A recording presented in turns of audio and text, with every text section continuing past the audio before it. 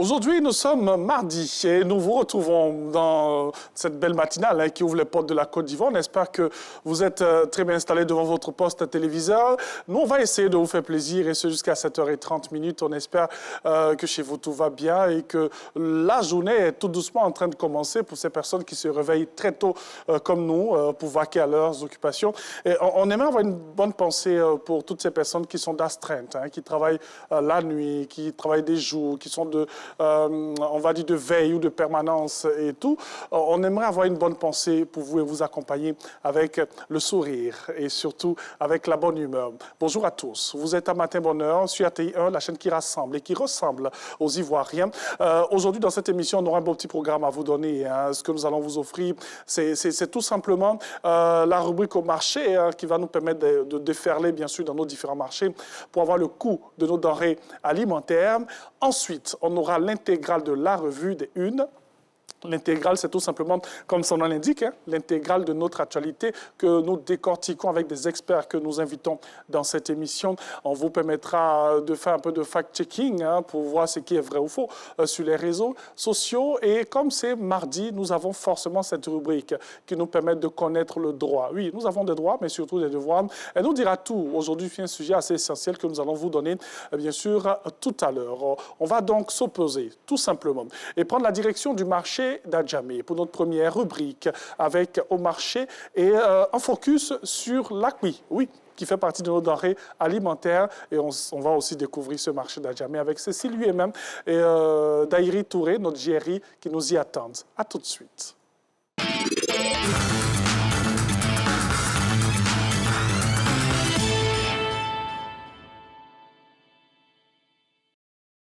Bonjour à toutes et à tous et bienvenue au marché d'Adjamé. Aujourd'hui, nous allons parler d'une amande bien connue en Afrique de l'Ouest, utilisée en cuisine et en médecine traditionnelle et même en cosmétique. Beaucoup l'ont déjà vue sans savoir tout ce qu'elle peut apporter. Il s'agit de l'api, une petite graine pleine de saveurs et de bienfaits. Et pour en parler, nous irons à la rencontre d'une femme formidable.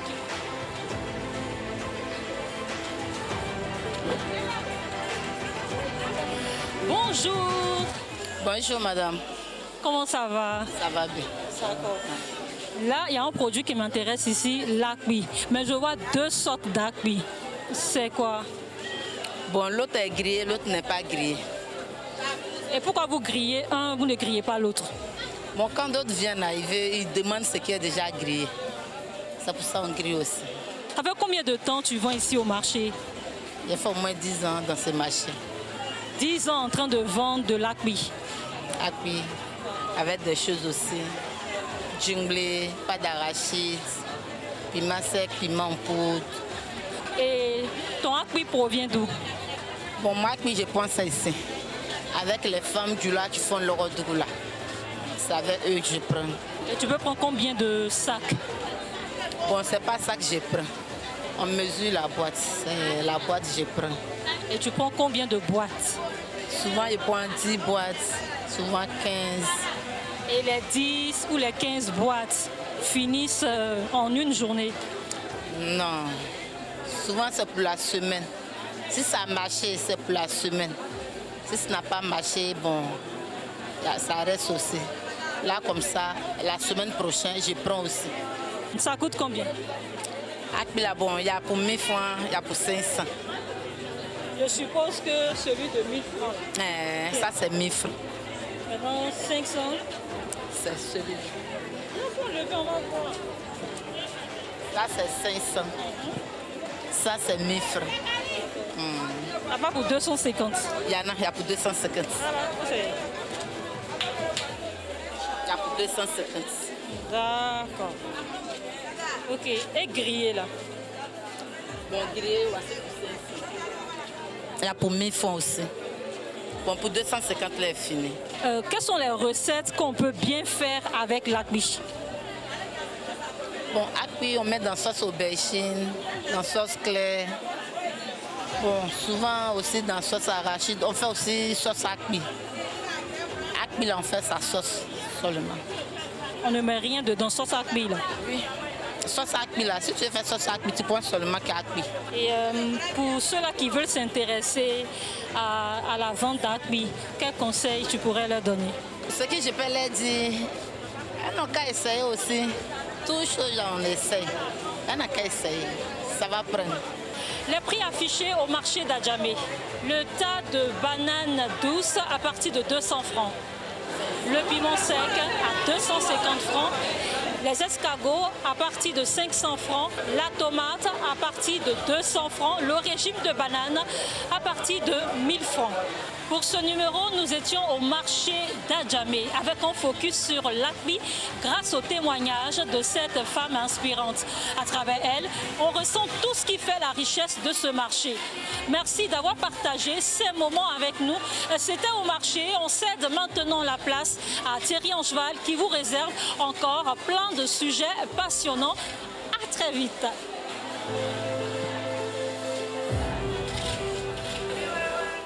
Elle a si bien dit des sujets passionnants que vous allez avoir ici à Matin Bonheur aujourd'hui.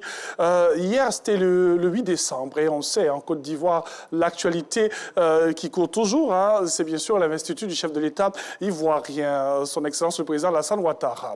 Alors, il faut le dire, hein, lorsqu'on parle d'investiture, on parle d'unité, on parle de cohésion sociale autour de sujets essentiels. Mais surtout, on va à la découverte de nos symboles, de nos armoiries, de tout ce que nous avons chez nous en Côte d'Ivoire. Alors aujourd'hui, dans la rubrique droit, nous allons vous montrer, vous présenter, bien sûr, ces symboles qu'il faut respecter. Et oui, parce qu'il y a des gestes, de faux gestes, souvent des indélicatesses que nous faisons sans le savoir, par manque de connaissances. Mais c'est pour ça que Matin Bonheur est là, pour vous mettre sur le droit chemin. Ce sera bien sûr tout à l'heure. Mais avant, nous allons vous proposer, bien sûr, l'intégrale de la revue avec Renaud et aujourd'hui le docteur Amidou Touré. Ils sont déjà dans ce studio et dans quelques instants, juste après cette petite pause, on sera avec eux. À tout de suite.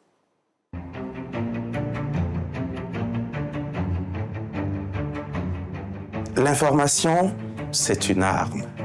En période électorale, son bon usage est une responsabilité citoyenne. Un simple clic peut provoquer des tensions ou même propager un mensonge. Les réseaux sociaux sont un espace de liberté. Mais cette liberté s'accompagne d'un devoir, celui de la vérité et du respect. Attention à ne pas être un relais de la manipulation. Vérifiez vos sources et surtout croisez les informations. Les fausses informations divisent, attisent la haine et menacent notre démocratie. Ensemble, nous faisons des réseaux sociaux un espace de débat respectueux, d'échange et de construction. Avant de partager, posez-vous toujours cette question. Est-ce vrai? Est-ce utile? Est-ce responsable? En période électorale, chaque citoyen a un rôle à jouer. Être responsable, c'est aussi protéger la démocratie. Ceci est un message de la Haute Autorité de la Communication Audiovisuelle, ACA.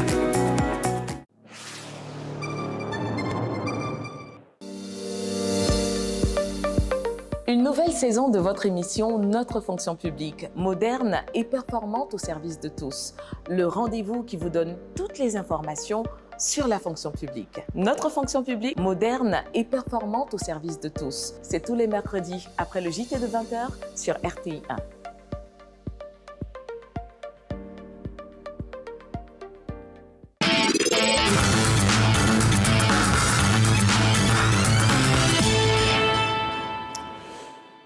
Bonjour à tous, merci de nous retrouver pour l'intégrale de la revue de presse de cette semaine qu'on fait en compagnie de Dr Touré. Bonjour. Hein, de retour. Hein. Oui, de retour. C'est plutôt que prévu. Allez, et avec vous aujourd'hui, le sujet essentiel, c'est la prestation de serment du président de la République, Alassane Ouattara. C'était hier au palais présidentiel au Plateau. Oui, c'était l'événement, c'était l'actualité, oui. J'allais dire. Nous sommes partis donc de la légitimité avec l'élection du président Alassane Ouattara à la légalité, parce que prêter serment est un acte juridique, oui. Et donc cela consacre aujourd'hui l'autorité et la prise de pouvoir du président Alassane Ouattara après sa victoire du 25 octobre dernier. Oui, victoire qui était à plus de 89%. Et hier, comme vous l'avez dit, la légalité a prévalu. Oui, la légalité a prévalu. Et donc, même dans son adresse, hein, vous avez vu, il a parlé d'une transmission générationnelle. Pour moi, je l'ai parlé de renouvellement générationnel. Maintenant, c'est quel est le contour, qu'est-ce qu'on y met à l'intérieur qui va peut-être faire la différence. C'est-à-dire que le renouvellement générationnel ou la transmission générationnelle, c'est d'avoir une classe politique un peu plus jeune qui viendra après, ou alors c'est ceux qui sont en dehors de la tranche d'âge d'Alassane Ouattara, qui sont parmi aussi ses partisans, qui prendront le relais. Et tout ça, ce sera, je pense que c'est le point d'orgue, c'est ce que nous tous nous attendons de voir. Comment se fera donc le renouvellement générationnel donc, à partir de la prise de fonction du président de la République. Mais justement, en parlant de prise de fonction, hier devant le peuple de Côte d'Ivoire, il a juré solennellement sur l'honneur de respecter et de défendre fidèlement la Constitution. Oui, les Ivoiriens, en le votant, ont choisi l'axe de la continuité, de la stabilité, de la sécurité du pays. Et donc, aujourd'hui, fort de cela, de cet engagement, lui-même, il prend encore l'engagement pour œuvrer. Il a tous les pouvoirs pour la stabilité du pays, la sécurité, le développement, le progrès.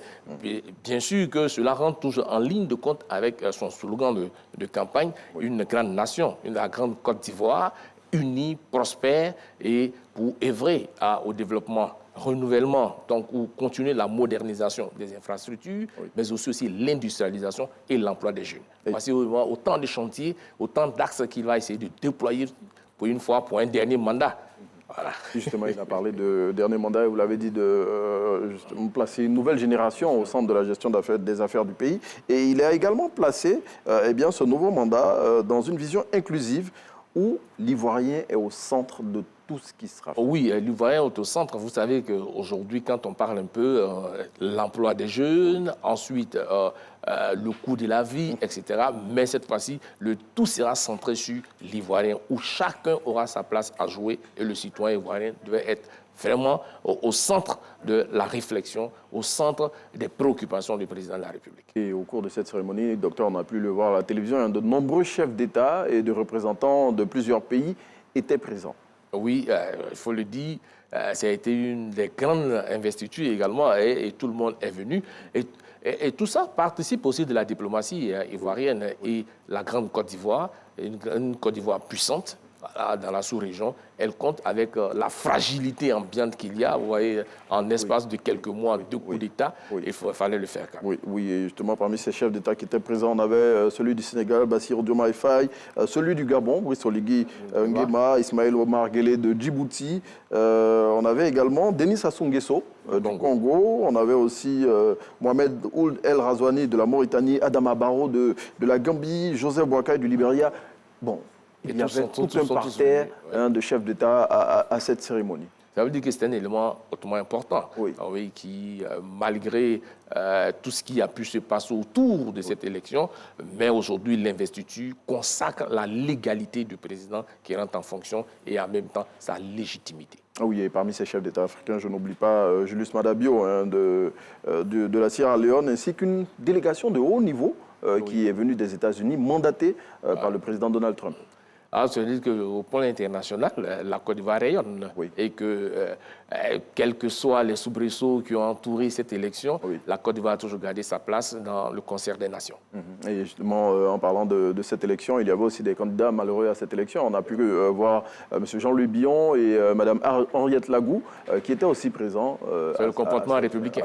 Cette prestation de serment. C'est le comportement républicain. Voilà, c'était la prestation de serment fait partie du dernier acte avant l'entrée en fonction. Et donc, ils étaient des candidats, ils ont perdu, ils sont venus nous apporter. C'est aussi ça, le bon perdant. Oui. Voilà. Et on parlait tout à l'heure de la délégation américaine qui s'est rendue avant l'investiture au grand carrefour de Koumassi pour voir cette infrastructure-là qui est financée par les États-Unis. Oui, naturellement. Donc, on voit comment est-ce que leur argent a été utilisé et bien utilisé d'ailleurs. Oui, cette infrastructure-là qui aujourd'hui permet de désengorger le trafic au niveau du grand carrefour de Koumassi et partant jusqu'au carrefour Akwaba de Port-Boué. Et cette délégation, bien évidemment, conduite par le sous-secrétaire aux Finances, est allée, vous l'avez dit, voir comment l'argent a été utilisé. Il y avait dans cette délégation l'ambassadrice des États-Unis en Côte d'Ivoire, Mme Jessica Ba-Davis, qui est justement revenue sur l'excellence des relations entre la Côte d'Ivoire et les États-Unis. Oui, mais écoutez, Jessica Ba, je crois que c'est comme ça qu'elle s'appelle. Jessica Ba Davis. Oui, elle est très active. Quelqu'un disait qu'elle avait un côté de l'ouest de la Côte d'Ivoire. Impossible. Oui.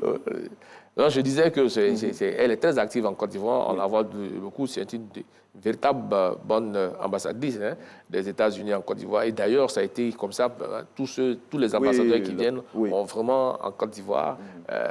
On tisse de véritables liens avec les autorités, avec la population. Voilà. Ils sont toujours là où il faut et des projets inspirants pour notre pays. Et M.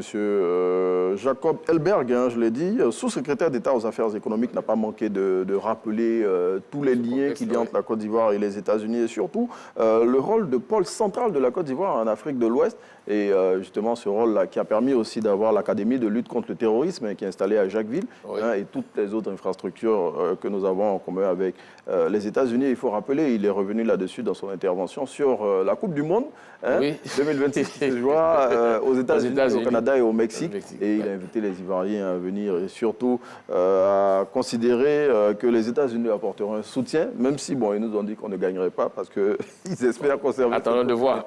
Attendons de voir. Allez, docteur, on sort des frontières de la Côte d'Ivoire et pour parler de ce qui s'est passé au Bénin, on parlait tout à l'heure de stabilité sous-régionale. Il y a eu une tentative de coup d'État au Bénin ce dimanche qui a été, bien heureusement, déjoué. Oui, le coup d'État qui a été déjoué, on se demande pourquoi est-ce qu'à un moment donné où l'Afrique est déjà trop fragilisée, des militaires encore s'immiscent dans l'arène politique pour récupérer le pouvoir. On a la Guinée-Bissau au mois de novembre. Ensuite, mais ce qui était à saluer, c'est la promptitude et la réaction, surtout de la CEDEAO, et qui a pris le leadership sur la situation. Et le Nigeria a pu faire décoller, par la proximité des frontières, a pu faire décoller rapidement des hélicoptères, des avions, et ensuite une intervention au sol pour dire que l'Afrique de l'Ouest n'est pas quand même maudite. Et trop de coups d'État. Et quand on regarde un peu la situation de cette Afrique de l'Ouest, est-ce que là où il y a des coups d'État, il y a une prospérité? Non. Le Bénin aujourd'hui était déjà désigné comme un chantre de la démocratie. Et pourquoi vouloir donc enfreindre cette rupture dans la chose républicaine? Et donc, Dieu merci, les choses ont été rapidement sécurisées et que la normalité est revenue. Patrice Talon, avant son départ, a retrouvé toutes les prérogatives de sa fonction, de son pouvoir, et il continue à présider aux destinées de son pays. Oui, en parlant avant son départ, vous l'avez souligné, parce qu'il a décidé de quitter le pouvoir après ses 2 mandats. Il ne fera pas un 3e mandat. Voilà, et donc on ne comprend pas véritablement cette tentative de coup d'État. Ah oui, on ne peut pas comprendre cette tentative de coup d'État parce que qu'est-ce qu'il dit? Et que le peuple a besoin de sa liberté, etc., et qu'il n'y a pas de jeu démocratique. Je crois que c'est les militaires qui ne comprennent pas ce que c'est que la démocratie. La démocratie aussi demande à ce que les militaires restent en dehors du champ politique, parce que ce n'est pas leur rôle. Voilà, il n'y avait pas de crise comment on appelle ça, au Bénin. Même si le principal opposant n'a pas été qualifié pour les élections présidentielles. Mais écoutez, il y a des règles dans le pays. Si tu n'as pas de parrainage, tu ne peux pas être candidat. Et donc là, c'est clair. Il n'y avait pas d'une crise institutionnelle pour qu'on puisse dire que le Bénin tangue, il y a une surchauffe, il y a une tension politique, etc. Les choses se déroulaient normalement. Malheureusement, je pense que les militants ont été grisés parce qu'il s'est passé peut-être autour d'eux et qu'ils voient. Ils parlent de... par exemple, au nord du Bénin, avec le côté... Ils ont évoqué les menaces terroristes avec leurs frères d'armes qui, selon eux, sont en première ligne et qui n'ont pas suffisamment de matériel pour se défendre et tout cela. Ce sont les raisons qu'ils ont évoquées. Mais leur rôle, c'est de défendre le Bénin. Ce n'est pas eux-mêmes d'être les bourreaux du Bénin. Voilà. Donc, quand on ne peut pas défendre son pays et on ne vient pas rompre la légalité constitutionnelle. Voilà. Et justement, on va faire un coucou à Dr Topé, qui se trouve au Bénin et qui, malheureusement, n'a pas pu regagner Abidjan à temps pour être là aujourd'hui. Oui, elle s'apprêtait pour aller à l'aéroport quand les hostilités ont été déclenchées. Elle se porte bien, elle est en route pour la Côte d'Ivoire. Allez, coucou Dr Topé, et puis j'espère que tu vas bien rentrer à Abidjan. Allez, docteur, on chute avec une autre note diplomatique, parce qu'on parlait de diplomatie tout à l'heure avec l'investiture du chef de l'État. Eh bien, la Côte d'Ivoire et le Burkina renouent les relations diplomatiques. Hier, dans son discours d'investiture, le président a parlé du dialogue autour de lui. Vous savez, nous sommes dans un contexte de fragilité incroyable. Il y a une difficulté d'évoquer le cas du Bénin. Oui, il y a toutes les menaces djihadistes. Exactement. Oui. Et donc, la Côte d'Ivoire ne va pas toujours rester là à couteau tiré avec ses voisins. Surtout que jusqu'à aujourd'hui, le commerce et le déplacement des populations se fait toujours. Oui, ça continue. Voilà. Il n'y a que quelques individus qui se parlent, qui se font appeler des influenceurs et qui jettent toujours de l'huile sur le feu. Docteur, ce qu'on peut avoir comme environnement aujourd'hui, je dis les liens séculaires qu'il y a entre la Côte d'Ivoire et le Burkina. On ne peut pas l'ignorer. On ne peut pas les ignorer. On peut pas les ignorer. Nous sommes tellement imbriqués que c'est inutile d'une guerre. Et donc, on a compris. On a compris qu'il fallait, et le président a fait le premier pas vers... Le ministre délégué aux affaires des étrangers, des Ivoiriens de l'étranger, Dosso, l'ambassadeur Dosso, et rentrer en contact avec Jean-Marie Traoré, son homologue, pour voir comment réchauffer les relations diplomatiques entre ces deux pays. Et justement, on espère que ces relations-là vont se réchauffer davantage pour que les questions djihadistes et terroristes soient mieux adressées, parce qu'on ne peut pas évoluer en vase clos, comme vous l'avez dit tout à l'heure. Il faut une parfaite collaboration entre les États pour que cette question-là soit définitivement traitée. Docteur, merci. Merci. Et puis on va se donner rendez-vous, je ne dirais pas dans 2 semaines, on attend que Dr Topé soit à Abidjan. Allez, merci de nous avoir suivis, c'était l'intégrale de la revue de presse avec Dr Hamidou Touré. On vous laisse en compagnie de Thierry Angeval pour la suite de Matin Bonheur. Merci beaucoup à Renaud et au Dr Hamidou Touré pour l'analyse du discours médiatique. Merci. Hier, vous étiez à la cérémonie d'investiture? Ben non, j'ai suivi à la télévision comme tout le monde. C'est quelle chaîne? La RTI, naturellement. Ah, ok. Non, je me posais ma question. Je veux juste savoir. Sur RTI 1. La RTI 1, c'est la chaîne des grands événements. C'est moi qui vous remercie. Très Merci. On était en direct avec Fatou Fofana, qui a tenu ce plateau, avec le professeur Denis Songui. Denis Songui. Non, pas Denis Songui. Non, pas Denis Songui. Guy Songui. Guy Songui, autant pour moi. Pardon. Pardon, c'est nous faut là. Il y a beaucoup de Songui, donc ça me fatigue, les esclaves. En tout cas, merci beaucoup. Merci Renaud. Pour bien sûr la revue. C'était la revue, l'intégrale. Vous savez, c'est ce que nous vous offrons tous les mardis en compagnie de Renaud et ses invités. On décortique de manière plus large, bien sûr, l'actualité de chez nous. Merci. Merci beaucoup. Et l'actualité de chez nous, c'était bien sûr l'investiture du chef de l'État, son Excellence le président Alassane Ouattara, qui a prêté serment hier, bien sûr, avec... on va dire, nous, on aimerait accompagner avec beaucoup de bénédictions ce nouveau mandat. Et puis, pour une grande Côte d'Ivoire, comme on le dit et comme on le constate depuis plusieurs années maintenant. Allez, nous poursuivons cette émission. On va aller sur nos routes, les grandes artères de nos routes, pour savoir ce qui se passe avec l'infotrafic. Et nous allons commencer à Bobo, avec la belle Noura Sidibé, qui nous y attend, pour qu'on puisse savoir comment ça se passe. Grand Carrefour, Anador, mairie, toutes les artères de cette belle commune. Je pense qu'elle est en ligne, on peut la prendre juste après, ce sera après ce jingle.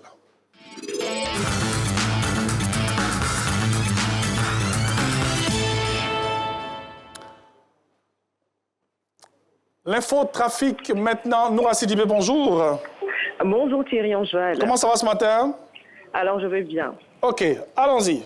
Qu'est-ce qui se passe à Bobo? Nous sommes ce matin à Bobo-Ménugéry, un carrefour stratégique de la commune d'Abobo, où plusieurs axes importants se croisent et drainent chaque jour un fort flux de véhicules. Dans l'ensemble, la circulation est généralement fluide sur l'axe Ménugéry à Djamé-Liberté. Du côté des véhicules prenant la direction du quartier Aboboté, on note quelques légers ralentissements à certains endroits, notamment aux entrées des ruelles les plus fréquentées, telles que le carrefour Mori, mais rien d'inquiétant. Voilà, en résumé, ce matin à Bobo-Ménugéry, le trafic est globalement fluide malgré quelques zones chargées. Les usagers circulent sans grande difficulté. Merci beaucoup, ma très chère Noura Sidibé, pour l'infotrafic du côté d'Abobo. Allez, on va faire un autre bond. On part à Yopougon, avec notre très cher Mamadou Touré qui nous y attend. Qu'est-ce qui se passe à Yopougon ce matin? Est-ce qu'on peut bien sortir? Il est en ligne. On le prend maintenant. Allô? Bonjour. Oui, Joël Mamadou Touré, bonjour. Bonjour, très cher. À l'antenne depuis Yopougon Saint-André, où nous sommes actuellement, aussi bien les véhicules que les usagers. Tout le monde est sorti, mais apparemment, la demande de véhicules côté usagers est très forte par rapport à ce qui est en circulation actuellement. Et sur les arrêts de bus, le constat que nous avons fait, c'est qu'il y a en tout cas le rendez-vous. Il y a la patiente qui est au rendez-vous depuis quelques heures, certains y sont, et depuis 4 heures du matin pour être précis. D'autres sont dans les quais, dans les arrêts de bus.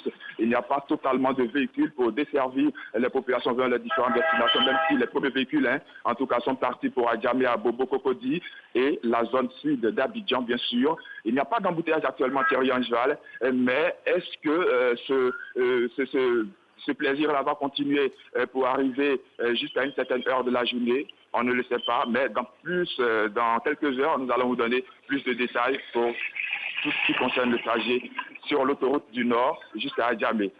Merci beaucoup. Merci, Mamadou Touré. Merci beaucoup.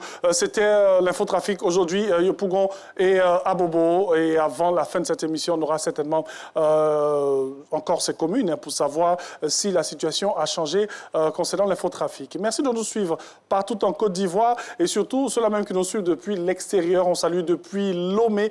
Ils nous suivent en direct, bien sûr, depuis cette belle capitale togolaise. Eugène Guénou et Messon Mourad, voilà, 2 présentateurs télé, 2 confrères. Merci de nous suivre, bien sûr, la matinale qui ouvre les portes de la Côte d'Ivoire. On va marquer une pause. On aura l'actualité avec la belle Coco, Coralie Corrin, qui est déjà dans ce studio. Et quand on reviendra, on aura d'autres sujets à vous proposer. À tout de suite. 1 à 12, saison 6, les primes.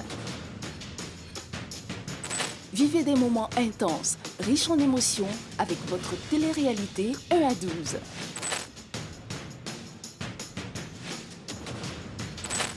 1 à 12, saison 6, les primes, à suivre ce samedi à partir de 20h50 sur RTI 1.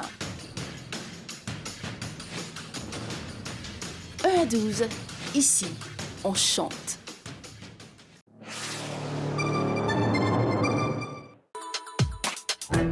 Le JR, le journal des régions, un nouveau rendez-vous de l'information de la grille des programmes de la RTI.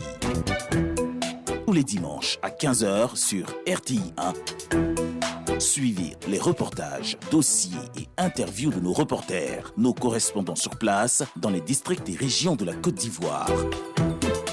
Le JR, le journal des régions, c'est l'information plus proche de vous, l'information de proximité sur RTI 1.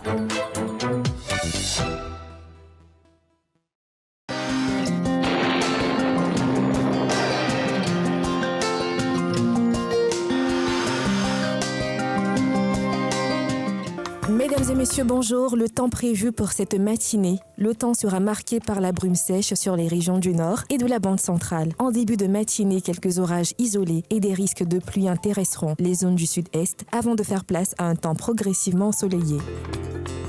Les températures prévues pour cette matinée, on aura 23 degrés à Bangourou, 26 degrés à Abidjan, 24 degrés à Adiaké, 21 degrés à Bandoukou. À Boaké, on aura 20 degrés. À Bouna, 22 degrés. À Boundiali, 20 degrés. 22 degrés à Daloa, 23 degrés à Dimbokro, 24 degrés à Gagnoua, 18 degrés dans les villes de Guiglo, Kong, Korogo, Eman, 15 degrés à Odiéné, San Pedro et Sassandra, on observera 24 degrés, 23 degrés à Séguéla, à Soubré, 22 degrés, à Tabou, 24 degrés, 23 degrés à Tiasalé, 18 degrés à Touba et 22 degrés dans la ville de Yamoussoukro.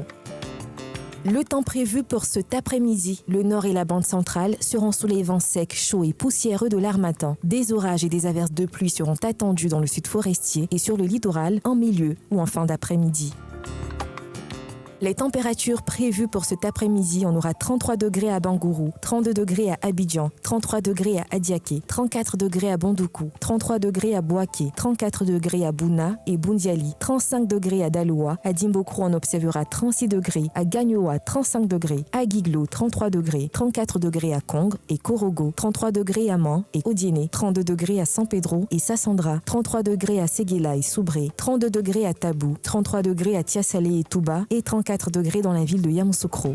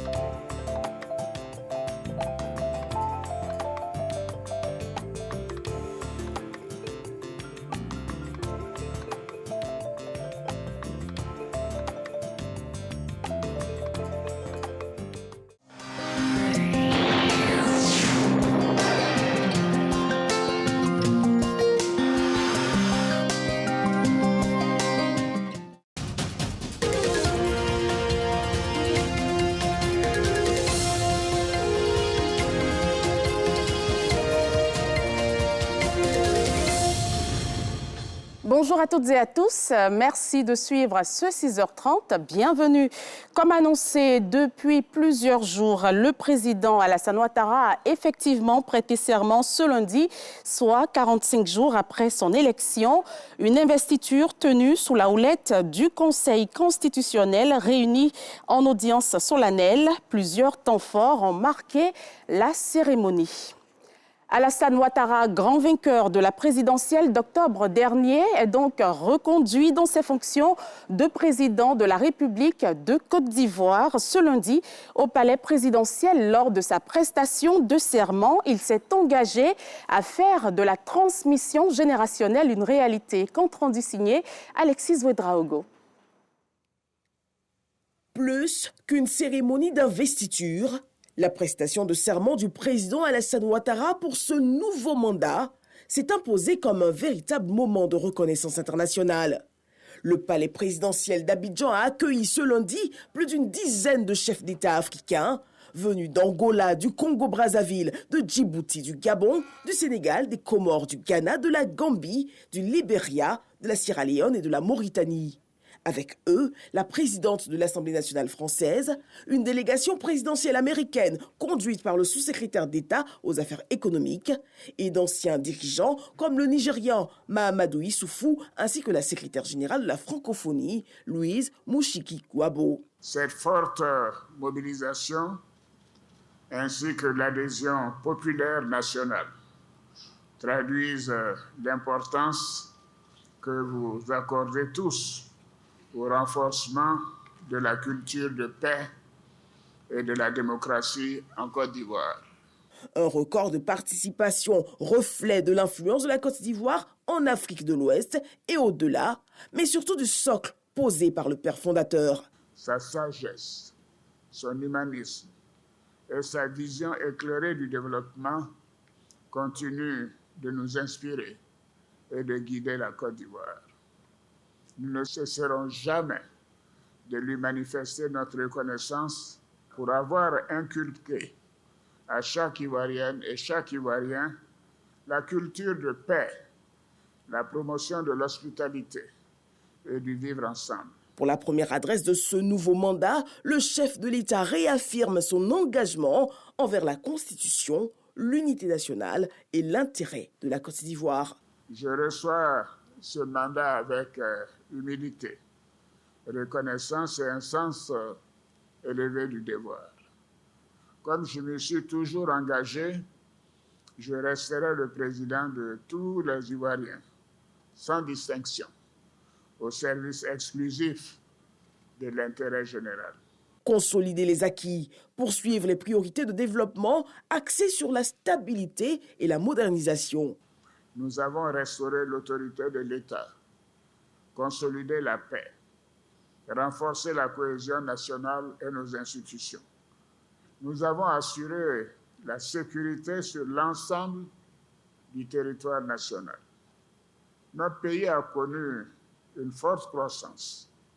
Ces avancées qui sont visibles sur toute l'étendue du territoire national nous enseignent que la Côte d'Ivoire sait se transformer lorsqu'elle est unie, déterminée et disciplinée. Ce nouveau pacte signé avec le peuple souverain de Côte d'Ivoire est placé sous le signe de la transmission générationnelle. Nous construirons une grande nation unie, solidaire et prospère.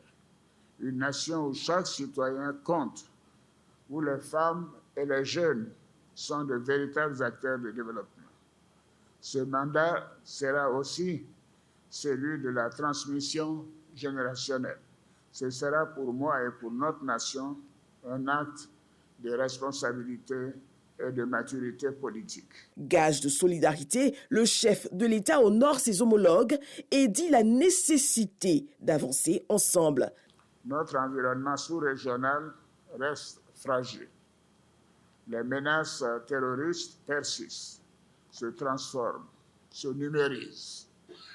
Le cyberterrorisme, en particulier, nous impose une vigilance de chaque instant.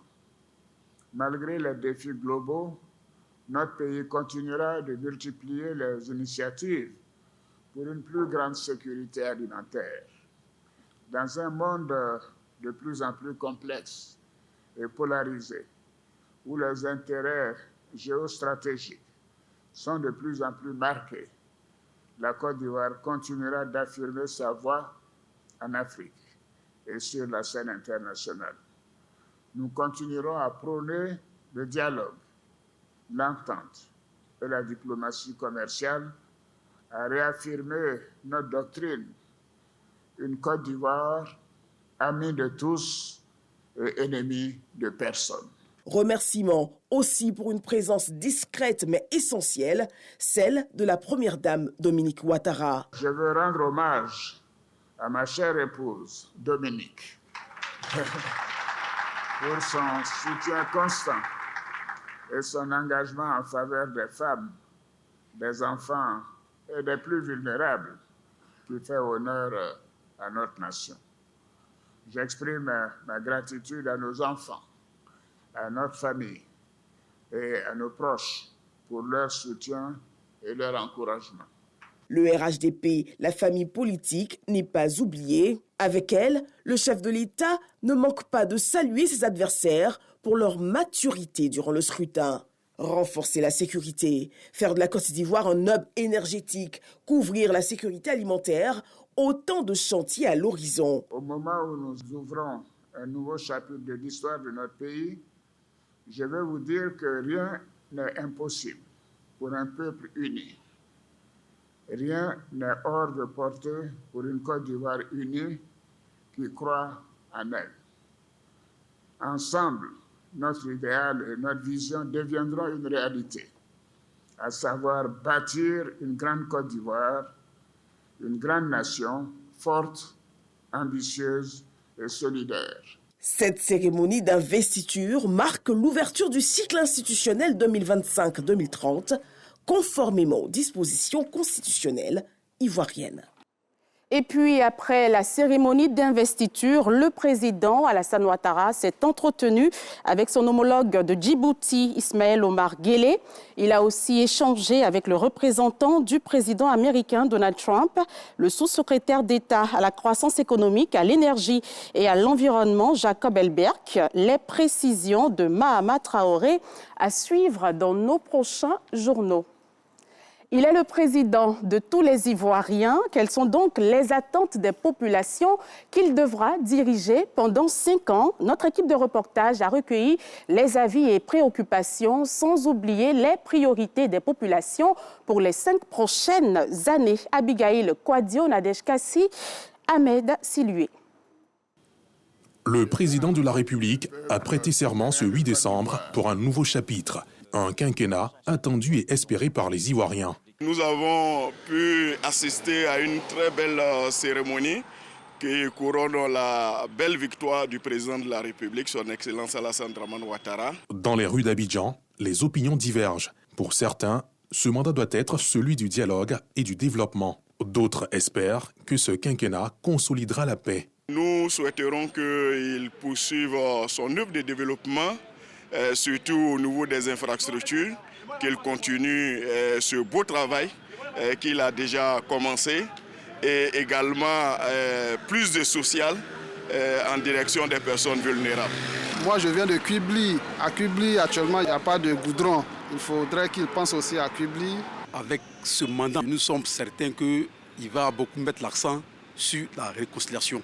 Je souhaiterais qu'il mette l'accent sur le dialogue. Les jeunes mettent l'accent sur l'employabilité. Les jeunes ont droit à la formation, à l'encadrement. Et je dirais aussi le secteur informel, le gouvernement doit y jeter un coup d'œil et mieux encadrer les jeunes qui ont des difficultés à pouvoir s'insérer professionnellement. On devient de plus en plus nombreux avec des diplômes mais sans emploi et l'éducation des jeunes en Côte d'Ivoire. À l'aube de ce nouveau mandat, les attentes sont nombreuses. Les populations espèrent un quinquennat marqué par la continuité et le progrès. Dans leur voix résonne un même souhait, voir la Côte d'Ivoire poursuivre sa marche sereine et ambitieuse sur le chemin d'une grande nation. Les Ivoiriens qui préparent les fêtes de fin d'année, période pendant lesquelles la demande en riz est forte. Le directeur général du commerce intérieur, Aimé Croizan, a visité ce lundi 7 établissements commerciaux à Abobo, Atekoubé et Trècheville.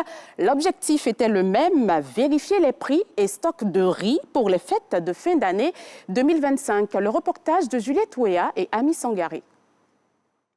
Y a-t-il du riz en quantité suffisante pour les fêtes de fin d'année 2025 en Côte d'Ivoire? On a 15 magasins de stockage, 15, 17 comme ça. Chaque magasin, ça prend 8 000 m², ça prend 26 000 tonnes, 25 000 tonnes. On charge par jour, par exemple, 2 000, 3 000 tonnes comme ça, ils vont aller dans les marchés. C'est pour vérifier les prix des différents types de riz et s'assurer de la disponibilité de leur stock que la Direction générale du commerce intérieur sillonne des établissements commerciaux, grossistes, détaillants, supérettes de quartier et autres importateurs. Tout est passé au peigne fin. Nous avons plus de 350 000 tonnes de riz qui sont donc disponibles pour approvisionner le marché, ce qui représente à peu près 4 à 5 mois de consommation, sans compter les bonnes nouvelles qui nous sont annoncées par les importateurs, notamment des arrivages sur le mois de décembre qui sont évalués à peu près à 150 000 tonnes de riz. Notre marché est suffisamment approvisionné. Il n'y a aucune inquiétude à avoir. Le prix du riz a baissé. Et c'est effectif. Nous avons des baisses qui sont de l'ordre de 40 à 50% en glissement annuel par rapport à 2024. Le riz aujourd'hui est accessible à partir de 12 000, 13 000 et les prix maximum tournent autour de 16 000 francs. Et 18 000 francs vraiment qu'on rentre dans des qualités de riz de luxe. L'occasion également de rassurer sur la quantité des denrées alimentaires, dont le sucre et l'huile. Aucune rupture qui a annoncé que ce soit sur le riz, le sucre, l'huile, fait tous les produits de première nécessité. Les actions d'inspection et de contrôle des marchés se poursuivent sur toute l'étendue du territoire national. Un mot de culture dans ce 6h30. Parlons de la 5e édition du Festival des arts et de la culture du Folon qui s'est tenu récemment. Pendant 2 jours, les populations ont présenté la culture folonta dans toute sa diversité. Amidi Arasuba, Fernand Conan et Karamokopa Diaby y étaient pour RTI 1. Le balafon de Kagnesso, l'une des attractions de la 5e édition du Festival des arts et des cultures du Folon. Nous sommes à Tienko, localité située à 100 km de la ville d'Otiéné, dans le nord-ouest de la Côte d'Ivoire. Des danses comme le Dibadi de Koroulé, Zoro de Koriani, Kaba Banakoro et le Siki Sokuraba ont permis aux populations de renouer avec leur tradition. Aujourd'hui, à travers la diaspora, on sait faire la différence entre les Folonka et les Tiemeka, entre les Folonka et les Minyanka. Les cultures de chez nous avaient tendance à disparaître avec l'influence de la religion. Dieu merci, on a eu un fils comme Oumar Sidibé, paix à son âme, qui a compris très rapidement et qui a mis ce festival sur pied. Trendy prend hommage à l'une des figures de proue de ce festival, Oumar Sidibé, décédé il y a quelques mois alors qu'il préparait cette édition. Il était quand même un homme passionné de la culture, il aimait aussi sa région. Il a voulu mettre sa région à la lumière. Il a essayé, je peux même vous dire qu'il a réussi. Cette région était vraiment dépourvue de culture, de danse, d'artistes et je crois que depuis l'initiative a été prise, on a décidé de créer des danses qui ont déjà disparu. Il est question de les organiser, les immatriculer au niveau du ministère de la Culture. C'est un bouillonnement culturel qui met en évidence le riche patrimoine folon, illustré par ses danses, sa gastronomie et son textile. Il se veut un bel héritage ancré dans la tradition, afin d'inspirer la nouvelle génération. Le haut-parrain appelle alors les fils et filles de la région à l'unité. C'est une belle occasion pour nous, quand on se retrouve là, pour dire que tout cela n'est possible que dans la cohésion, dans la paix, dans l'harmonie et autour du développement. Le Festival des arts et des cultures du Folon se veut tournant dans la région. Cette rencontre s'est achevée avec un engagement ferme des uns et des autres, celui de continuer à perpétuer la culture folonta. Vive la culture Folonka, vive la culture ivoirienne. Et pour terminer, on célèbre ce 9 décembre la journée internationale de lutte contre la corruption. Une date clé pour sensibiliser et agir contre ce fléau mondial. Cette journée sert de rappel annuel. La corruption n'est pas inévitable et chaque société peut progresser vers davantage de transparence. Fin de ce 6h30. Merci de l'avoir suivi. Je vous souhaite un agréable mardi. Matin Bonheur se poursuit avec Thierry Angeval. Merci beaucoup, ma très chère Coralie Corée, pour le flash d'informations et puis surtout pour toutes ces informations qui nous a permis de découvrir avec ce reportage la culture Folonka. On fait un coucou à Diarra, qui est dans ce studio. Ce sont ses parents, donc il sourit seulement devant sa caméra. Il est très ancré dans la tradition, Diarra. Ben oui. Mais c'est important. Hein? On pense que parce qu'on est jeune, on ne doit pas être ancré dans la culture. C'est la culture qui nous définit. Hein? Voilà, les danses bébé tous les jours, c'est pourquoi. Elle peut être en veste, mais bon. Ma très chère, merci. On se retrouve quand? C'est moi. On se retrouve la semaine prochaine, parce que moi, je reviens samedi et dimanche, mais il n'y aura pas Matin Bonheur. Bon, samedi et dimanche, nous, on dort. Hein? Samedi, dimanche, nous, on se repose. D'autres sont dans les glissements, d'autres dorment, d'autres... En tout cas, merci beaucoup, ma très chère. C'est moi. Coralie Corée, j'appelle affectueusement Coco. Hein? Aujourd'hui, elle rend hommage à Hens Kofiz, parce qu'elle est habillée en rouge et noir. C'est bon. C'est bon. On va poursuivre l'émission. Allez, on espère que vous passez un excellent moment ici à Matin Bonheur. Alors, nous, on va évoquer un autre sujet. Vous savez, l'essence même de Matin Bonheur, ce sont des sujets croustillants que nous vous offrons chaque jour. Hein. On essaie de valser comme ça à travers tout ce qui nous entoure. On essaie de s'informer et de comprendre. Aujourd'hui, on va comprendre avec un sujet très important et un sujet essentiel. Enfance et changement climatique. Et vous le savez, tous les mardis, nous avons bien sûr cette rubrique environnement qui fait partie de ces nouveaux éléments que nous vous présentons dans la saison 10 de Matin Bonheur. On a le plaisir de l'avoir. Monsieur Loukou Kofi Ju, il est PCA de la FERAD. Voilà, il va venir. Voilà, monsieur Loukou Kofi, venez. Venez donc. Oui. Venez à la maison. Hein. C'est ici Matin Bonheur. Ici, c'est le salon. Hein, voilà. Son Lydie est là. Voilà, tout le monde est là. Voilà. Ce que je vais faire, c'est que tous les matins, il serait ici. Installez-vous donc. Tous les matins? Oui. Vous serez ici? Oui, mais le cadre est beau. Ah, OK. Mais nous, avec plaisir, on va vous recevoir. Hein. Alors, vous allez vous avancer juste là un peu. Voilà, ici, comme ça. Avec vous, on va parler, bien sûr, d'un sujet très important. On a dit enfance et changement climatique. Nous, on aimerait savoir déjà pourquoi était-il essentiel d'introduire pour la première fois la question du changement climatique en lien avec les enfants. On se pose déjà la question, le pourquoi. Bien. D'abord, je tenais à vous dire merci de nous avoir invités sur votre plateau pour parler des droits de l'enfant en lien avec l'environnement et les changements climatiques. Et pourquoi introduire? Et surtout dans le code de l'environnement. C'est important dans la mesure où les enfants font partie des personnes qui sont plus vulnérables. C'est vrai que les femmes sont vulnérables. Moi, je mets ça entre guillemets. C'est vrai que les personnes âgées sont vulnérables. Je mets aussi entre guillemets. Mais les enfants sont plus vulnérables. Et ce qui est important, c'est que quand il y a le problème du changement climatique, qui pose énormément de problèmes sur tous les plans, mais ce sont les enfants qui reçoivent les impacts négatifs. Et c'est vraiment important. Et c'est la raison pour laquelle l'État de Côte d'Ivoire, à travers le gouvernement et singulièrement le ministère en charge de l'environnement, a pris à bras le corps le problème du changement climatique et surtout les droits de l'enfant en lien avec l'environnement et le changement climatique. Comme vous le savez, après les plaidoyers faits par la FERAD et ses partenaires, le ministère de l'Environnement a pris en compte les droits de l'enfant dans le nouveau Code de l'environnement. Alors, ce qu'on va indiquer, c'est que la FERAD, c'est la Fédération des réseaux et associations de l'énergie, de l'environnement et du développement durable. Alors, vous avez évoqué un mot qui est très important parce que lorsqu'on l'évoque, on perçoit tout de suite la sensibilité de notre message, ces vulnérabilités. Mais dites-nous, quels sont les impacts directs et indirects du changement climatique sur les enfants de Côte d'Ivoire? Bon, les impacts directs, il faut noter que quand il y a les inondations, le plus souvent, ce que nous voyons partout, ce sont les enfants qui sont les premières victimes. Oui.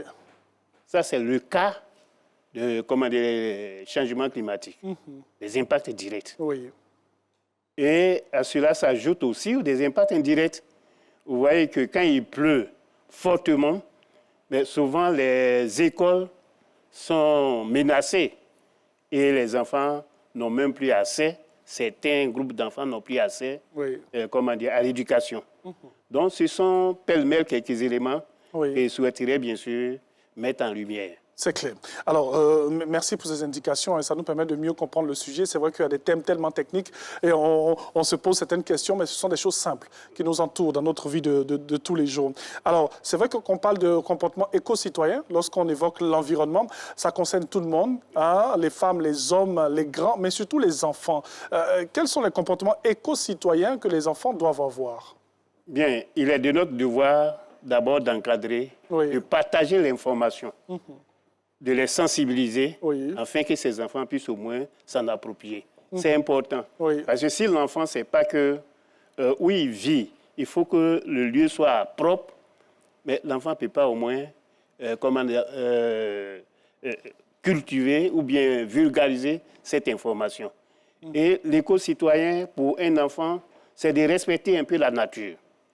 C'est d'abord éviter où il y a les ordures. Il faut éviter. C'est d'abord donner l'information à ses camarades. À travers son comportement, on peut sentir déjà que cet enfant, c'est un éco-citoyen. Voilà un peu, concernant les enfants, l'aspect qu'il faut observer.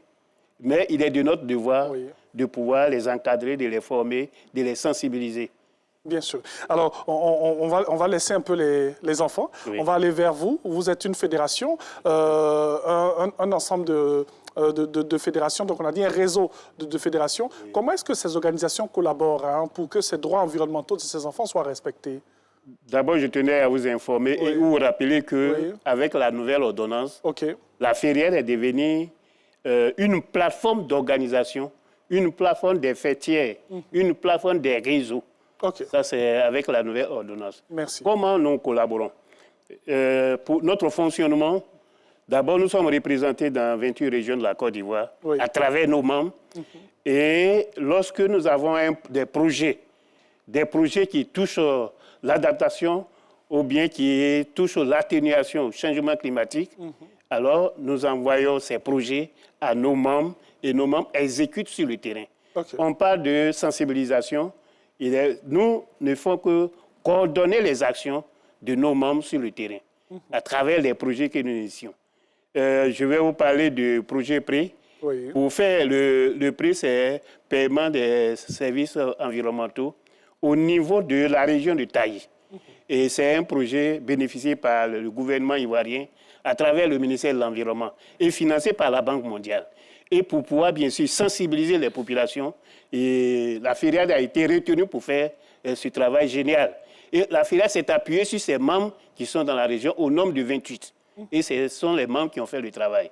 Donc, notre fonctionnement, c'est à travers nos canaux d'information, c'est à travers les réseaux que nous disposons, c'est à travers le net, c'est à travers les rencontres d'échange et c'est à travers les ateliers.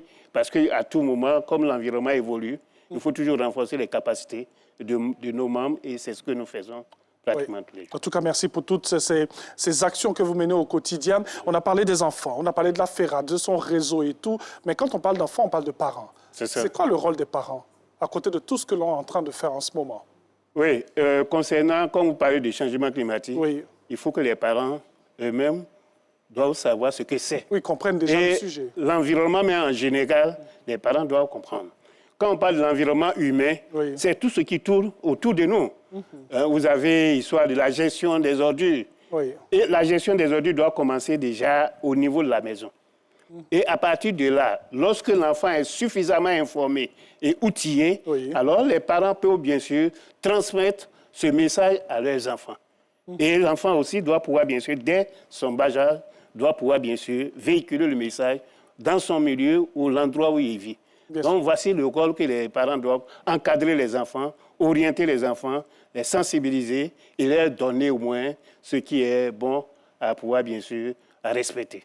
Vous avez parlé de message. On va rester sur ce mot pour terminer cet échange. Quel est le message qu'on retient, bien sûr, de tout ce que nous avons dit depuis le début de ces échanges? On rappelle que le sujet, c'est bien sûr enfance et changement climatique. Oui, le message important que je souhaiterais partager, c'est que aujourd'hui, il faut noter que les enfants sont plus vulnérables vis-à-vis du problème du changement climatique. Oui. Ils sont les plus vulnérables. Donc, il y a des dispositions à prendre. Oui. Et ces dispositions, je crois, par la loi. Et déjà, la loi a prévu. Je vous ai parlé du Code de l'environnement. Oui. Ensuite, la contribution nationale déterminée, CDN 3.0. Oui. Il faut noter qu'avec toujours le plaidoyer de la FERIAD et de nos partenaires qui nous accompagnent, alors le ministère de l'Environnement a fait les encadrer au niveau de CDN. C'est déjà un pas. Et une fois la loi a pris en compte, c'est déjà un pas. Oui. Et maintenant, il nous appartient à pouvoir s'occuper des enfants, aménager dans nos communes, dans nos maisons et autres, aménager des coins où l'enfant peut bien sûr se sentir heureux et vivre bien. Tous les enfants sans exception. Oui. Je le dis, parce que la plupart des écoles primaires qu'on voit quand on a sillonné un peu, les alentours de l'école primaire, ce sont les barricades, ce sont les boutiques, ce sont... Bon, ça n'attire pas l'enfant, ça n'attire pas l'enfant à apprendre. Oui. Par contre, d'autres écoles, de loin, quand l'enfant rentre, l'enfant dit que bon, il a envie d'aller à l'école. Bien sûr. Donc, il faut assainir déjà ces écoles-là, les alentours de l'école. Et puis, il faut toujours protéger les enfants. Merci beaucoup. Monsieur Kofi Loukou, Kofi Jules, voilà, il est PCA de la FERIAD. On rappelle que c'est la Fédération des réseaux d'associations de l'énergie, de l'environnement et du développement durable. Ça a été un plaisir. Hein? On espère que vous avez passé un excellent moment. C'était bon, on a tout dit. Oui, mais c'est ce que je vous ai dit tantôt. Je vous ai dit que c'est vraiment... Peut-être même moi-même, je vais rester ici sans même ressortir. Bon, vous allez souvent faire. Moi, je vais vous accompagner. On va vous offrir quelque chose à boire rapidement et puis on reviendra tout à l'heure. Merci infiniment. À tout de suite. Allez, nous, on va poursuivre cette émission parce qu'on a d'autres choses encore à vous proposer. C'est vrai qu'on a parlé, bien sûr, d'environnement, de changement climatique et d'enfants. On a vu que c'est lié, tout simplement. Et donc, il faudrait penser ce sujet. Et puis, c'est un plaidoyer et un message aussi aux parents, à toutes les associations, bien sûr, et à permettre à nos enfants d'avoir un comportement éco-responsable. Alors, nous allons poursuivre cette émission et on va parler maintenant des réseaux sociaux, du fact-checking. Ce sera juste après ce jingle.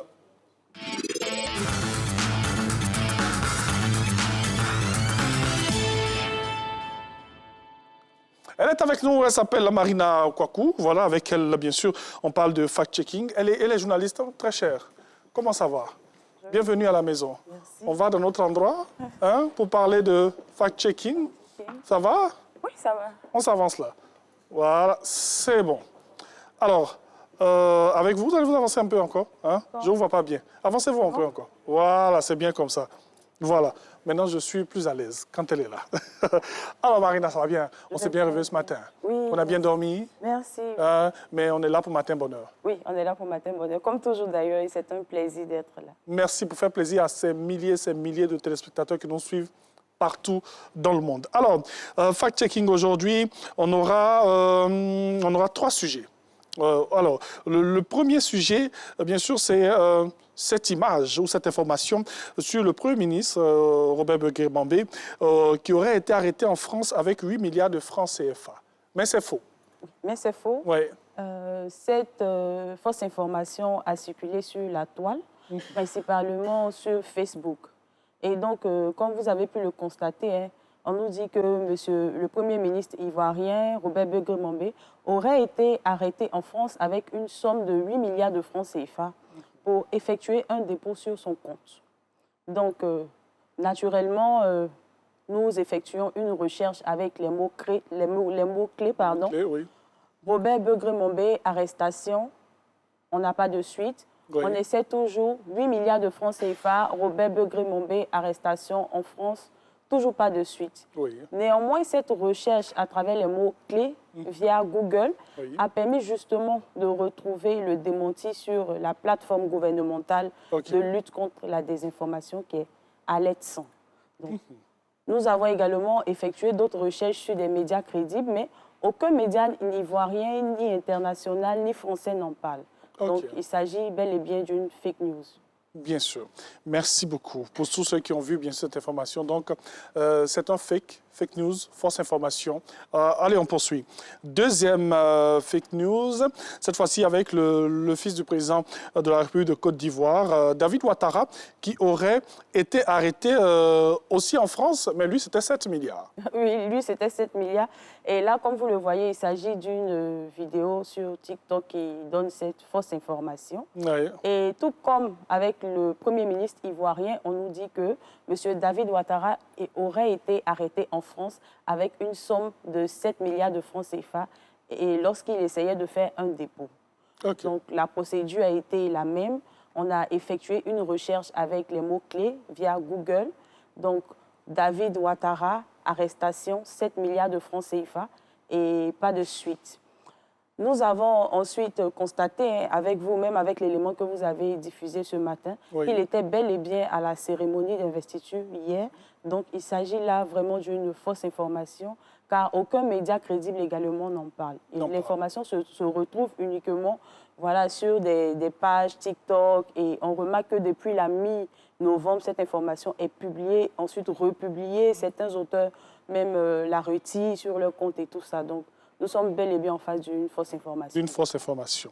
Merci beaucoup. On continue encore avec une fausse information, la troisième donc, qui nous dit Guillaume Soro aurait brisé le silence dans une nouvelle intervention dénonçant une dérive autoritaire du pouvoir ivoirien.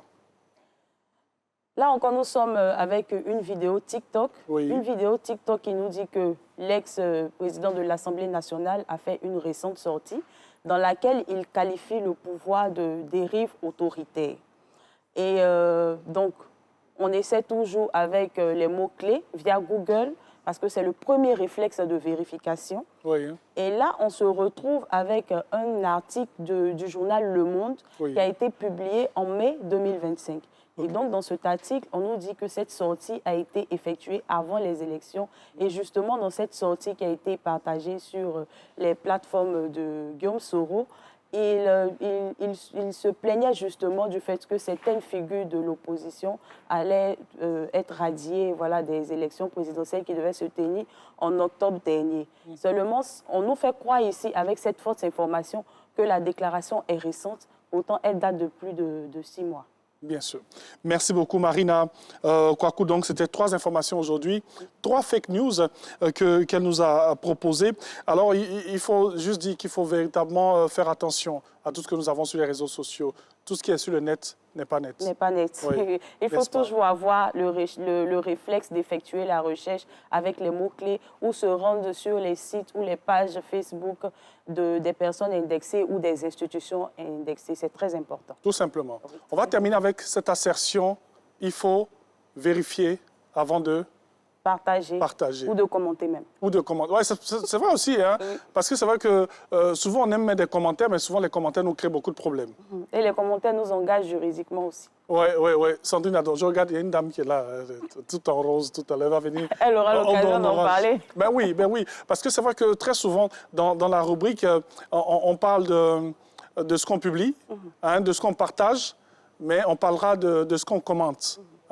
Parce que souvent, il y a des personnes qui commentent n'importe comment et n'importe quoi, qui disent n'importe quoi et ce n'est pas du tout intéressant. Là, on vous regarde. Merci, ma très chère. Je vous en prie. Ça peut aller? Oui, ça va. On a tout dit pour aujourd'hui? Oui, on a tout dit pour aujourd'hui. Voilà.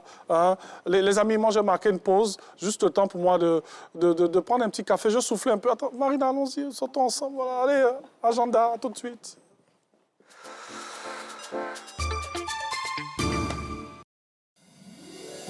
Cher Père Noël, j'ai été très sage et brillante ce premier trimestre.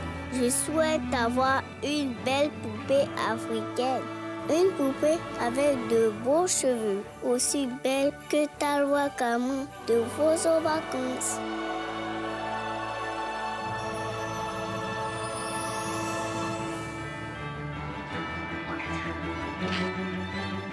Chers parents, offrez à vos enfants un cadeau qui célèbre nos valeurs et leur identité.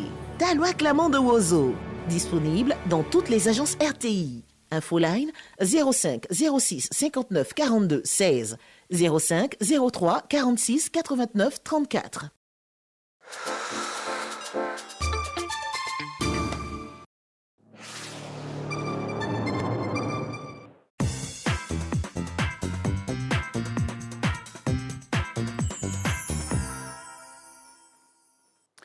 À suivre bientôt sur RTI 1 et sur nos différentes plateformes, bien sûr. Cette émission que vous aimez bien, qui montre bien sûr du talent de plusieurs humoristes depuis toutes ces années, c'est bien sûr Bonjour. Et il faut le dire, la CAN, vous allez la suivre sur la 3, sur Radio Côte d'Ivoire et RTI Play, téléchargeable sur Play Store et App Store. Et sans oublier que vous avez ce nouveau bébé que la RTI vous propose, c'est le JR, le journal des régions qui vous sera proposé. Ce sera bien sûr tous les dimanches. Et encore d'autres programmes à suivre sur l'ensemble du groupe RTI, la mère des médias en Côte d'Ivoire. Bref, nous poursuivons cette émission et nous parlons d'un sujet très important.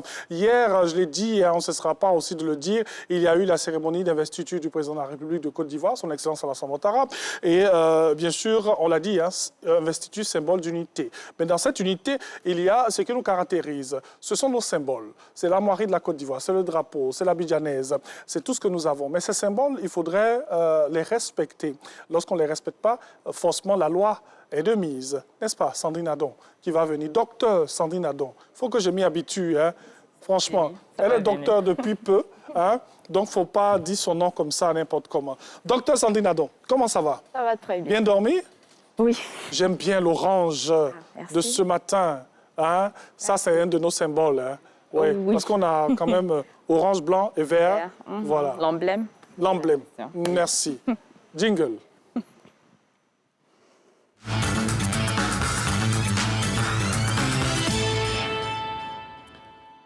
Alors, c'est un sujet croustillant. Hein? Je pense bien. que nous allons évoquer ce matin. D'accord. Les atteintes aux symboles et garanties de l'État. Oui.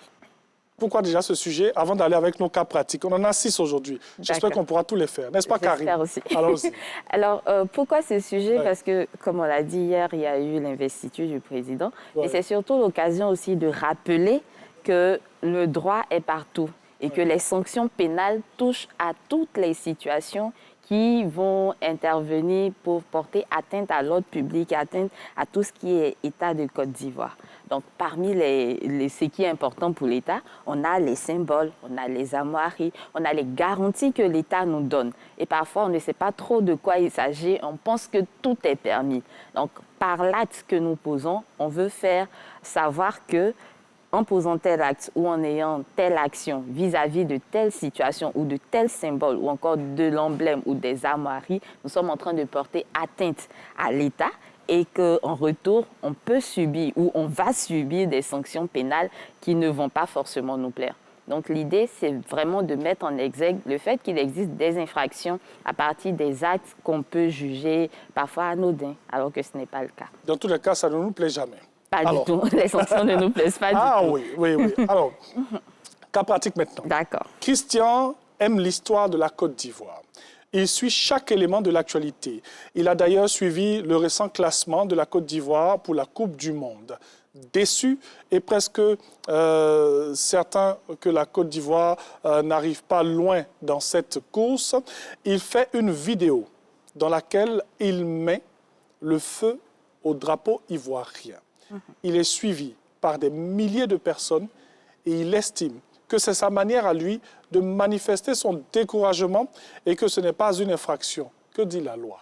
Alors, déjà, comme on l'a dit tout à l'heure, le drapeau, c'est l'emblème de la Côte d'Ivoire, orange, blanc et vert. C'est même prévu par notre Constitution. Donc, à partir de ce moment-là, ça fait partie de ce qu'on appelle les symboles de l'État. Donc, comme symbole de l'État, c'est protégé. Et non, on ne peut pas se permettre de traiter l'emblème ou le drapeau comme on le veut. Et oui, ça peut être une infraction. Pourquoi? parce qu'on va avoir recours au code pénal. Allons-y. Chaque fois qu'il s'agit, je le précise parce qu'en droit pénal, il y a ce qu'on appelle le principe de la légalité. Tant que ce n'est pas prévu par la loi, ce n'est pas une infraction. Donc, pour que ce soit une infraction, il faut que ce soit prévu par la loi, que les éléments constitutifs interviennent et que la sanction aussi soit prévue. Donc, c'est la réunion de tous ces éléments-là qui va faire qu'on va parler de l'existence de l'infraction. Bien sûr. Maintenant que c'est dit. Merci pour cette précision. Oui, il faut le préciser. Allons-y, Sandrine. Donc, maintenant qu'on l'a dit, on va prendre ce qu'on appelle l'article 267 de notre code pénal ivoirien. Quiconque, dans une intention de malveillance, de mépris ou pour tout autre sentiment analogue, dans un lieu public, ouvert ou exposé au public, arrache, détruit, dégrade ou outrage l'emblème national ou les armoiries nationales est puni d'une peine de 1 mois à 2 ans d'emprisonnement et d'une amende de 50 000 à 500 000 francs CFA ou de l'une de ces 2 peines seulement. OK. Donc, on a cette situation-là qui est prévue par la loi. Oui. On nous dit quiconque arrache, détruit, dégrade ou outrage l'emblème national. Oui. Ici, on a quelqu'un qui vient détruire, parce que mettre le feu au drapeau, c'est détruire l'emblème. Carrément. On nous dit tout autre sentiment, malveillance, mépris ou tout autre sentiment analogue.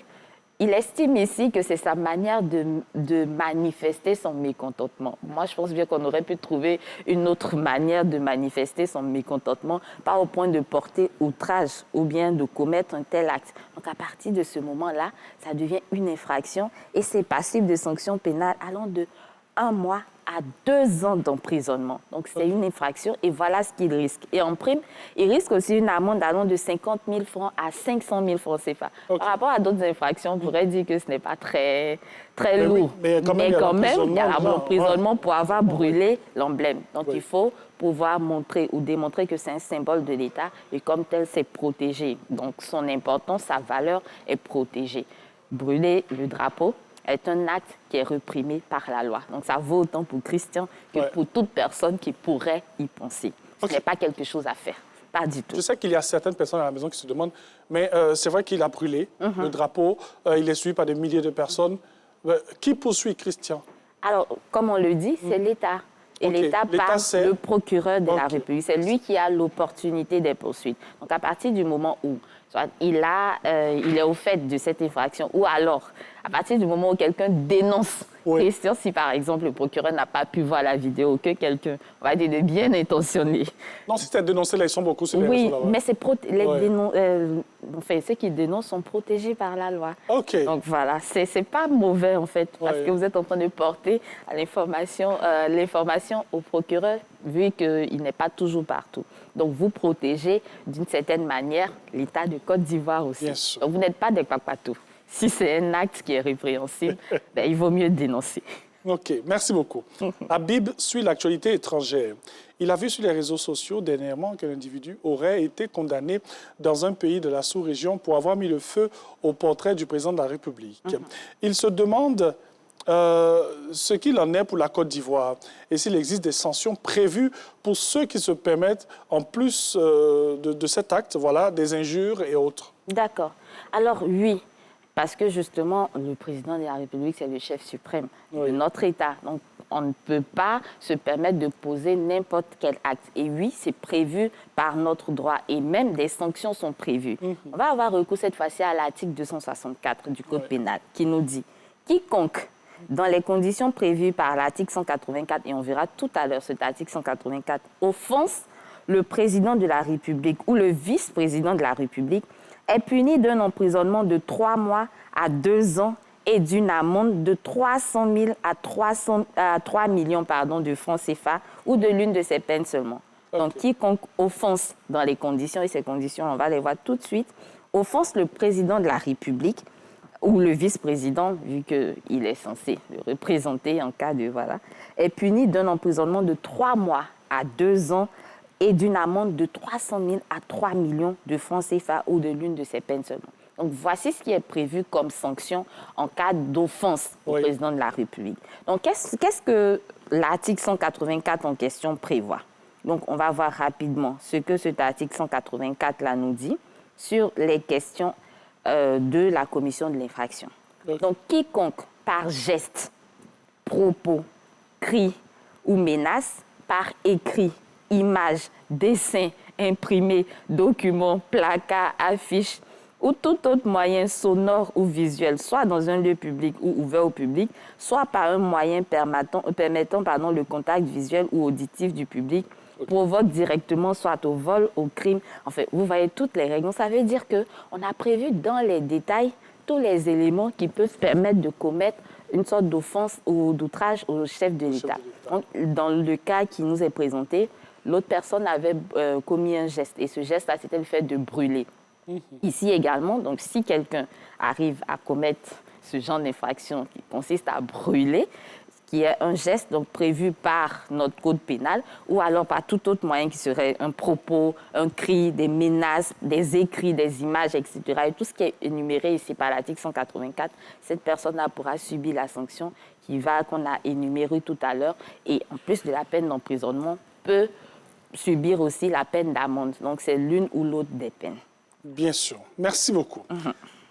Troisième sujet, le casseur de papeaux qui se dit influenceur et activiste sur les réseaux sociaux. Depuis quelque temps, X s'est donné pour objectif de publier toutes les informations sur les différents gouvernants et représentants des pays étrangers vivant ou non en Côte d'Ivoire. Parfois, à court d'informations, il va jusqu'à inventer. Pour lui, parce qu'il ne s'agit pas du gouvernement ivoirien, il n'y a pas d'infraction. Que dit la loi? Alors, on est un pays de droit. Oui. Ce n'est pas parce qu'il ne s'agit pas forcément du gouvernement ivoirien, parce qu'on a parlé d'atteinte aux garanties de l'État, on a parlé d'atteinte aux symboles, certes, mais il faut quand même qu'on garantisse aussi l'intégrité, que ce soit physique et morale, de tous ceux qui nous font l'amitié parfois de résider ici ou d'être en coopération, en accord avec nous. Et ça, l'article 265 du Code pénal le prévoit également. Donc, est puni d'un emprisonnement de 3 mois à 2 ans et d'une amende de 300 000 à 3 millions de francs CFA ou l'une de ces deux peines seulement, quiconque, dans les conditions prévues par l'article 184 qu'on vient de citer, donc gestes, propos, images, tous ces éléments-là, offense publiquement un chef d'État ou de gouvernement étranger. Donc à partir de ce moment-là, ce n'est pas parce qu'ils ne sont pas en Côte d'Ivoire qu'on a le droit de faire ce qu'on veut. On est protégé par la loi. Donc, même si on pense que derrière notre écran, on a le droit de dire tout ce qu'on veut ou on griffe de casser les papeaux comme tout à l'heure, il faut faire attention à ce qu'on dit et il faut être responsable en ligne. Il faut tenir compte de ce que la loi pénale existe et qu'elle sanctionne nos actes. Et surtout, lorsqu'on est en train de parler de dirigeants étrangers. Donc, cette personne-là risque une infraction, une sanction pénale, quand bien même il ne s'agit pas d'Ivoiriens ou de nos gouvernants qui sont concernés. OK. Moi, j'ai une petite question sur ce point avant de poursuivre. C'est une atteinte, bien sûr, à toute l'intégrité de ces personnes qui vivent chez nous, qui viennent des autres pays, qui sont peut-être des gouvernants ou des responsables diplomatiques et tout. Déjà, c'est l'État de Côte d'Ivoire qui porte plainte parce que la loi interdit cela. Oui, c'est pas... Parce qu'il y a le pays aussi qui peut agir. Oui, le pays peut agir puisqu'ils sont concernés, mais c'est déjà prévu comme étant une sanction pénale. C'est-à-dire, à partir du moment où la sanction, ou la règle est prévue, ou l'acte est prévu comme étant une infraction, dès qu'on pose cet acte, le procureur peut s'auto-saisir ou quelqu'un d'intéressé, la personne intéressée, peut porter plainte et les poursuites vont suivre leur cours.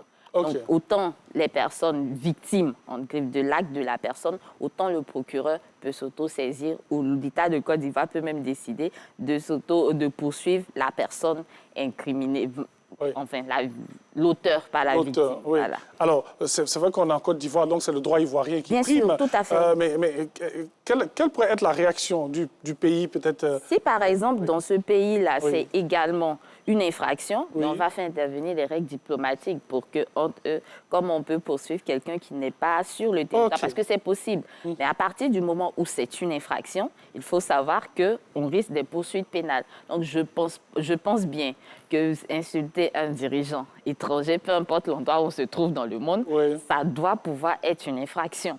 Enfin, ou bien ça doit pouvoir entraîner des sanctions d'une manière ou d'une autre. Mais dans ce cas-là, on va faire intervenir les règles de droit international, vu que la personne ne se trouve pas sur le territoire en question. Mais en ce qui concerne la Côte d'Ivoire, l'État ivoirien peut et a prévu des règles du droit pénal pour pouvoir donc poursuivre la personne auteur de cette infraction. Merci beaucoup, Sandrine Adon. Je pose beaucoup de questions. Hein. Il n'y a pas de problème. Parce que je commence à avoir sommeil. Donc, quand le sommeil arrive comme ça, il faut que je pose beaucoup de questions pour pouvoir... Non, c'est le droit pénal. Normalement, j'ai sommeil à partir de 9h, mais aujourd'hui, là, le sommeil vient vite.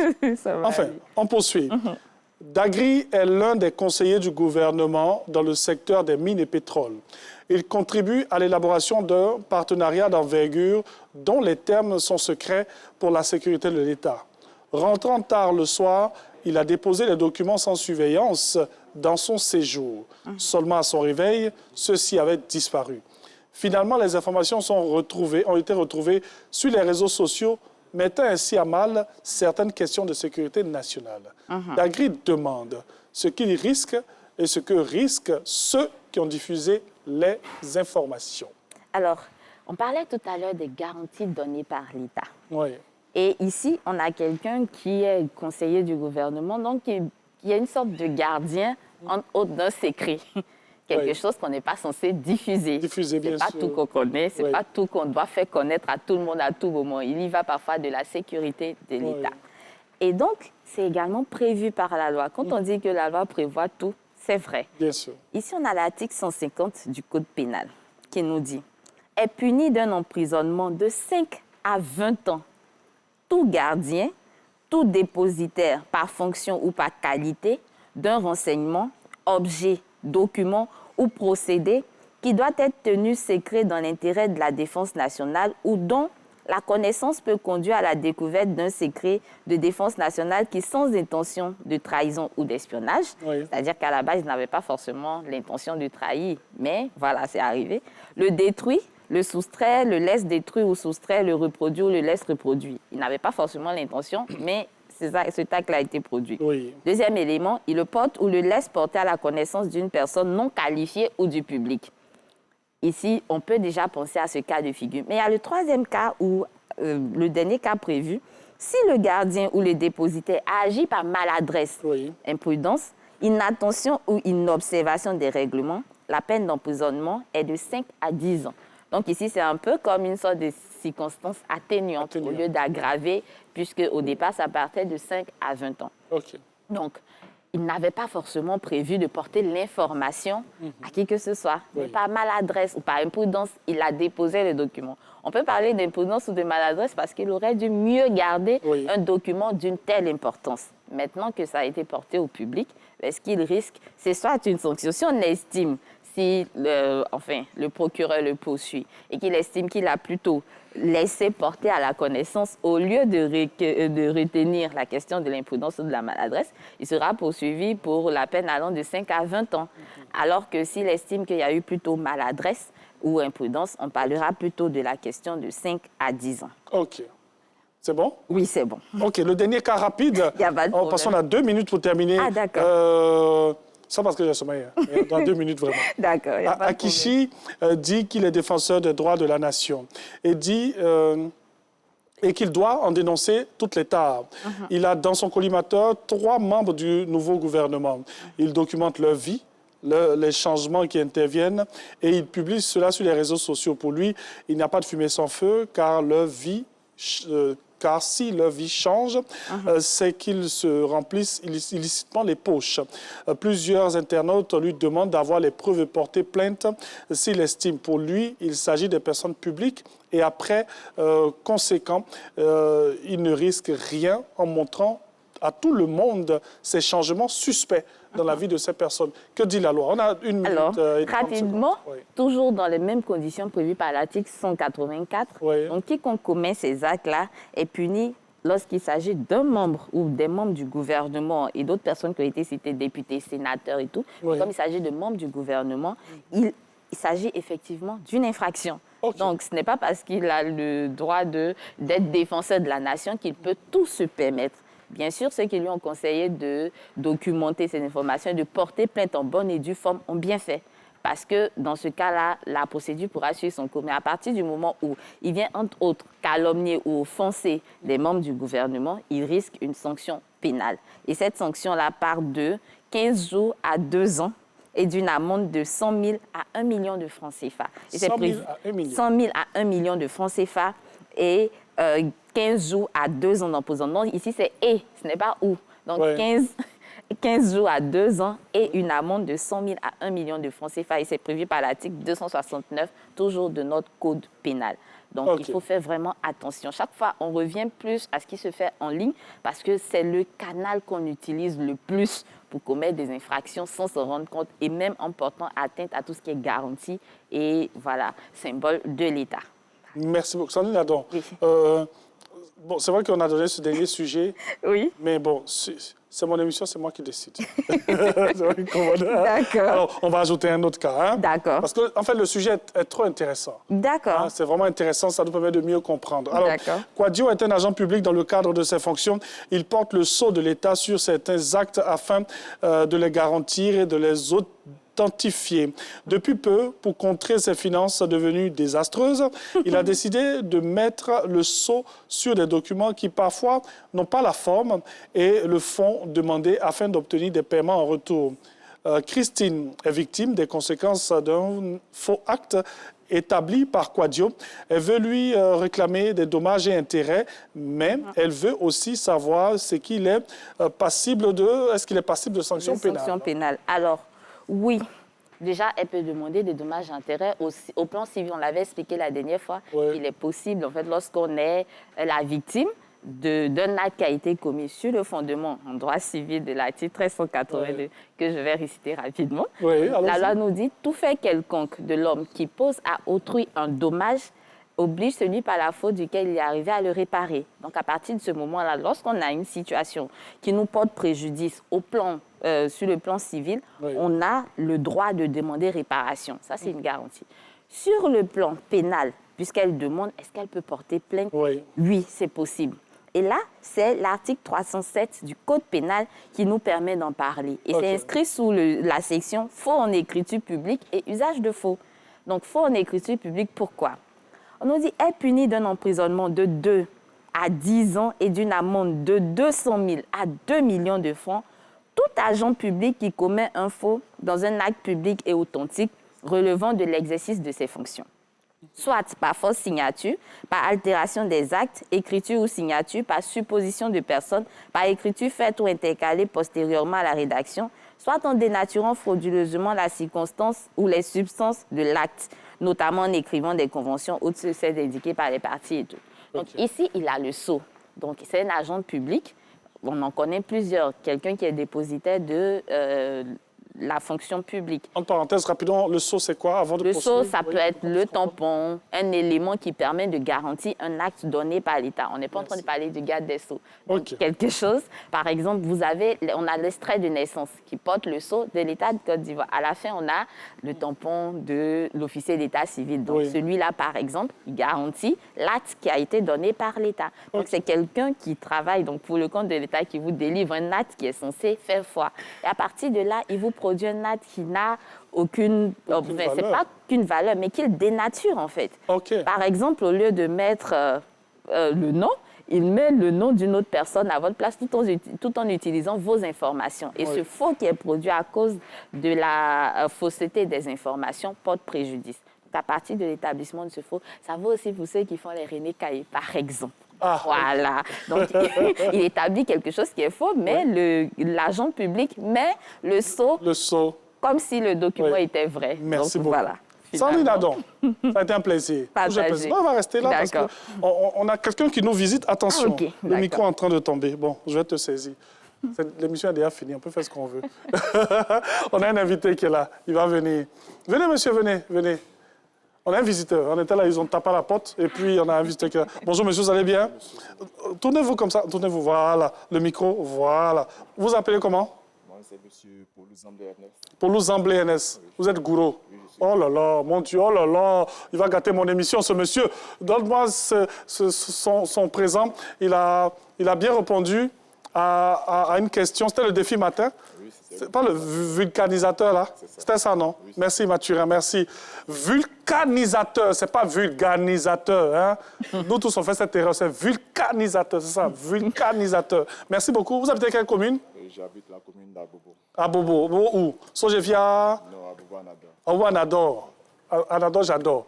Merci beaucoup, ça a été un plaisir. On va terminer cette émission ensemble. Sandrine Adon, viens, on va mettre la femme au milieu, hein? Mettre à côté du gourou, là. Malheureusement, pour lui, il est gourou. Merci d'avoir suivi cette émission. On va se retrouver demain. Allez, moi, je fais un coucou au vénérable Gweti B, hein, vénérable, votre fils là, ouais, gourou. Allez, bonne suite de programme sur RT1, la chaîne qui rassemble. Et plaisir de vous retrouver demain. Ici, ce sera un coup de mercredi que nous allons vous offrir. Merci à toutes les personnes qui ont préparé cette émission et qui travaillent là-dessus. Coucou à ma chérie Soro Lydie, à qui je fais un gros bisou. Que Dieu vous garde. Et bonne suite de programme sur l'ensemble des chaînes du groupe RTI. Et n'oubliez jamais de mettre Dieu au centre de tout. C'est le seul qui gère. Au revoir.